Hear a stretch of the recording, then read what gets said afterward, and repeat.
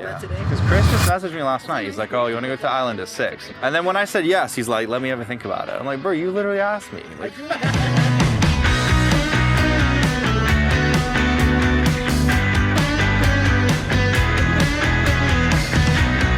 it's kind of motivational to see people like build their progress on like YouTube, right? I know.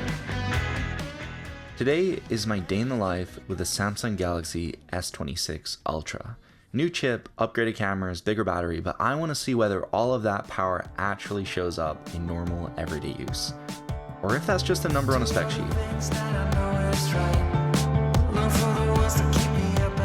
So first thing in the morning over to Toronto Island, I thought I just have to test out the cameras, especially considering how nice of a day it was. And honestly, like, dynamic range is awesome. I just find it tends to lean to the cooler side, but overall, all the cameras are excellent. Compared to last year's phone, I wouldn't say this is a massive jump up, but you can immediately tell a difference in low light and in the shadows because of that wider aperture. You're just getting more light and you're able to get a faster shutter.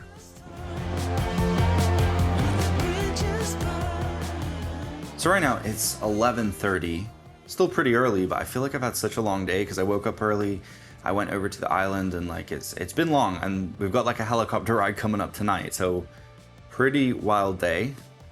But I just got these packages. So DJI just sent me out some of their mics, so Mic 3 and Mic Mini. I was on the Mic 2 before, so I guess now this is an official upgrade. So this is how the Mic 3 sounds. So now I'm going to be using this a lot more in like future videos. Not sponsored at all, just got these, so part of my day. So I'm rocking the Cobalt Violet, which is kind of like a purple space gray in my opinion. We're back to aluminum for the build, and they just made slight tweaks in terms of adding a camera shelf and some rounded corners, but realistically it's a very similar design to last year. One thing about this phone that was slightly disappointing was the front camera. Don't get me wrong, it's excellent quality, but I'm just so used to the iPhone's wider field of view, warmer colors, and the ability to shoot horizontal while in vertical. Having an open gate sensor is just a game changer on the front, and you can get a lot more in frame, so that's something I really did struggle with. In terms of the software, I found OneUI 8.5 rather refreshing. Just compared to past generations of OneUI, I found this one to be particularly smooth and optimized, and I really like the new customization inside the quick toggle section. Now you have your notifications separate on the left and quick toggles on the right, but you can go ahead and disable that if you want and have the old style. I also really like the new navigation bar. It's much more compact and easy to switch between tabs, and it overall takes less space at the bottom of your screen.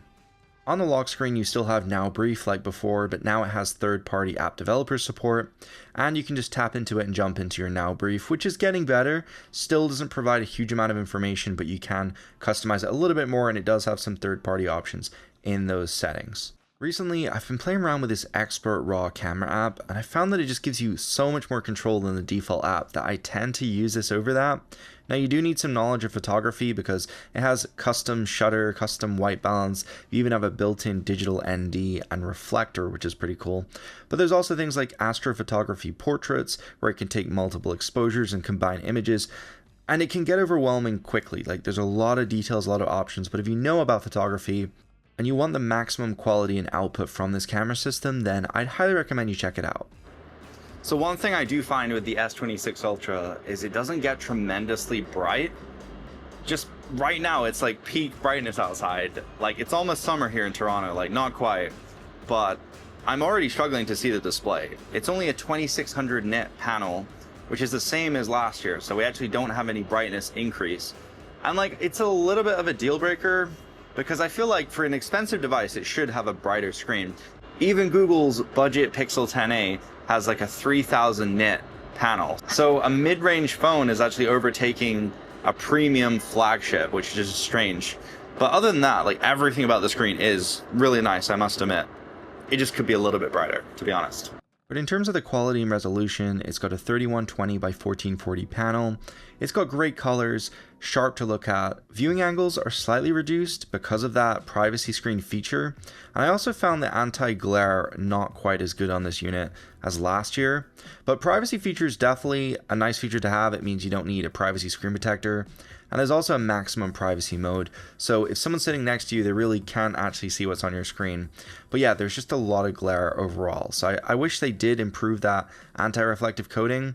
But other than that, I'd say the display is still top tier. But honestly, performance has never been better. This thing's rocking the Snapdragon 8 Elite Gen 5. It's one of the most powerful chips out there on the market, one of the most efficient, and paired with the new OneUI, it really is a buttery smooth experience. I found this is actually smoother and better to use than even my iPhone, which I found recently is getting laggier and laggier. So that's really nice to see from Samsung, that they're definitely polishing software just that little bit more. But despite the software and the hardware capability, there's little things like no MagSafe support, which really bothers me. We do have the new latest Qi 2 standard, but you need the Samsung case to actually fully make use of that. And I really dislike the placement of that MagSafe ring. It makes using third-party accessories really difficult. And then just point it at me. What? Ah, thanks for the enlightening information. Dude, you're not pointing at me though. Oh, like right there we go, there we go. Okay, so right now we're just downtown. I'm gonna take some photos of these bikes and just see how they look. So there's some pretty sick ones here. Let's zoom in on the Harley 3 times. Let's do like a 5 times. Nice. And then what's this? Triumph and BMW. It's pretty clean. Despite this phone having the same battery size and better performance to last year's, it's actually 0.3 millimeters thinner and 4 grams lighter. So in the hand, it feels great to use. It doesn't feel bulky. It feels very light and comfortable. And with those rounded edges, it makes the experience even better. So yeah, we just grabbed a coffee. It's now, what time is it? 3:42 p.m. So I've been using it like 8 hours. I haven't used it like a tremendous amount, but we're down to 80%, which is actually incredible. I'm actually so surprised it's not lower than that. But I am gonna try use the phone a little bit more because I wanna actually test like how it can handle Instagram specifically, because it uses a lot of power on my iPhone and on my other Androids. So that's something I want to test. And also just like download a few more things, try get it a little bit warmer. Maybe I'll play some games or something later. Yeah, but no, so far battery life's actually impressive on the S26 Ultra. Now he owns, like he's owned a Koenigsegg Gera, he's got a Bugatti, he owns like a multi-million-dollar house, and he's built, custom built, he's built a garage with a lift so you can put all his cars in it. So the cars go underneath? That's pretty cool, man. He's done that from... That's my goals. On like a road like this all day and all night for 3 years straight, filming cars. It's kind of motivational to see people like build their progress on like YouTube, right? I know.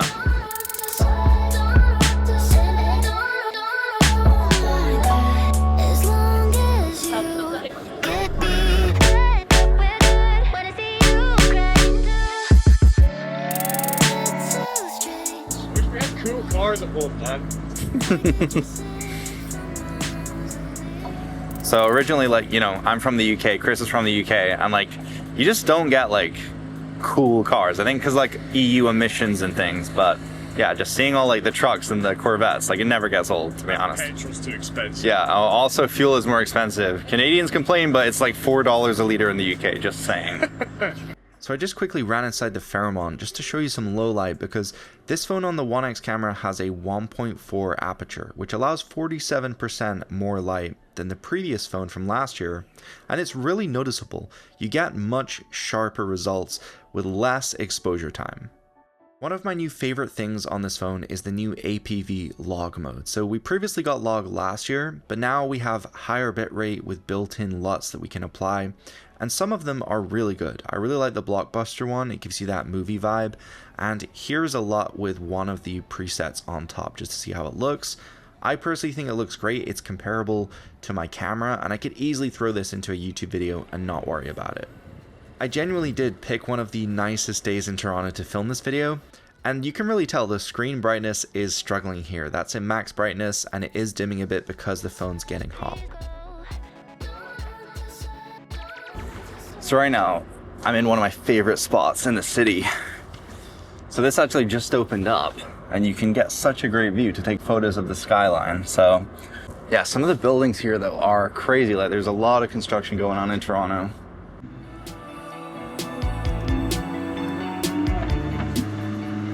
So now it is 5:57, we got 70%. So I really haven't used this phone to its full extent. I definitely could have drained it more if I'd been on it more and I've been using a lot more data, downloading things, playing games.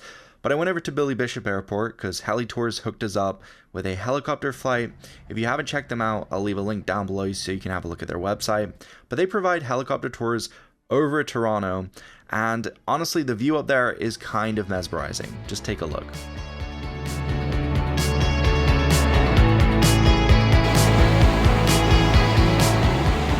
Just with the sunset right now, it actually looks so good.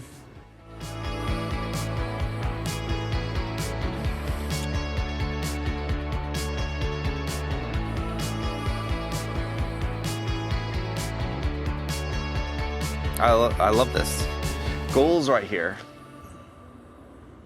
You know, one thing I do find consistently really good on this phone is just the fingerprint scanner.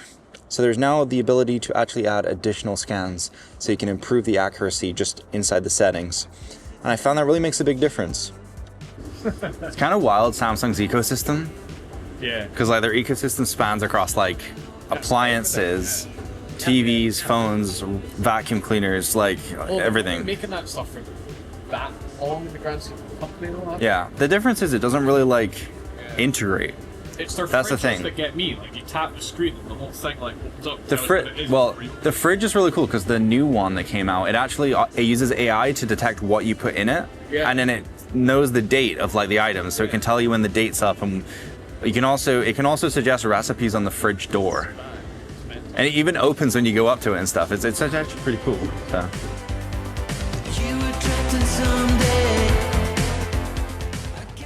There's literally bidding for chunks of ice.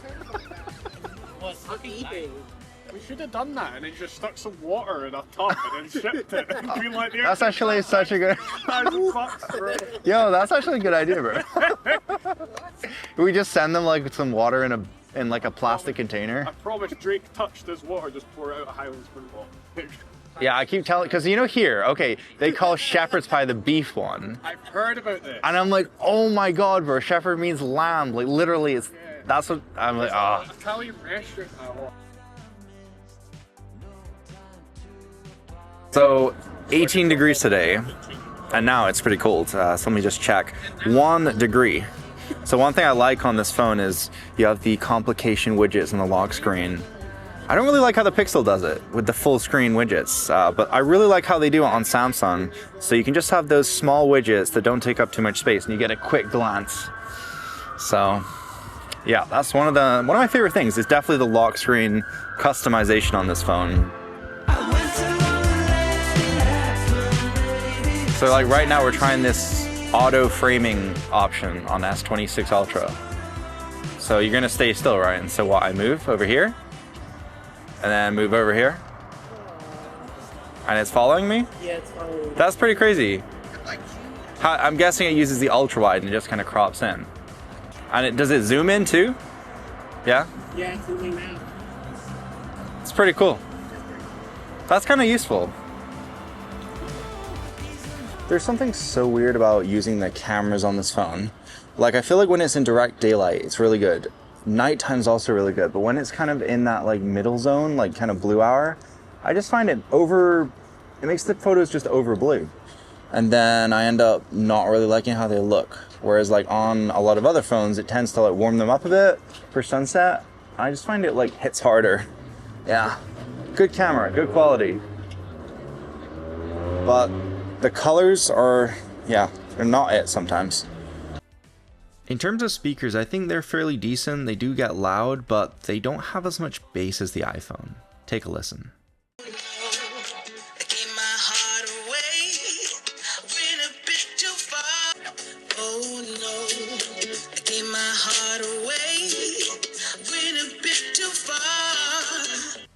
So yeah, that's pretty much been my average day with a smartphone with something like the S26 Ultra.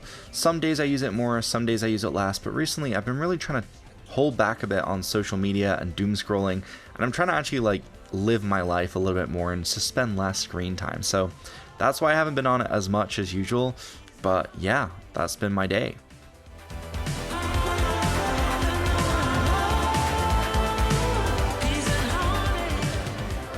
So So one thing I noticed is a lot better on this phone is the screen off time. It's your standby time. I got 15 hours, 50 minutes of standby, which is incredible. And I only used it for roughly around 2 hours screen on time. So from time to time, I'd pick up my phone, use it when I need it, and put it down. I think that's how a phone is meant to be used, and sometimes I'm overusing it in these videos, and so the battery usage isn't that realistic. But from my everyday usage, I can easily get through an entire day with the S26 Ultra.